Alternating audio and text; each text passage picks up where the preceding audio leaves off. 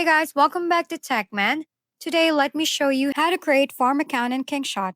In this tutorial, we'll cover how to create a farm account in Kingshot to supply your main account with extra resources. A farm account is a secondary character focused on gathering and sending resources efficiently. Start by opening your profile, accessing the character switcher, and creating a new character in the same kingdom as your main account. This key is source for transfers.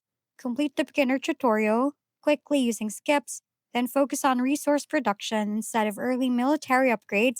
Choose which resource your farm will specialize in wood, food, or stone, or diversify if you have the time.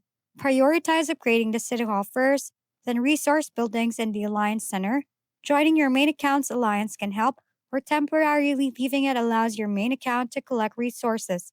Finally, upgrade the storehouse and academy to boost protection and research for gathering speed, capacity, and March bonuses.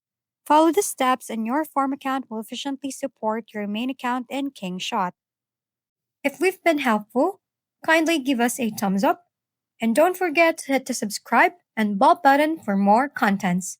For any questions and suggestions, comment down below.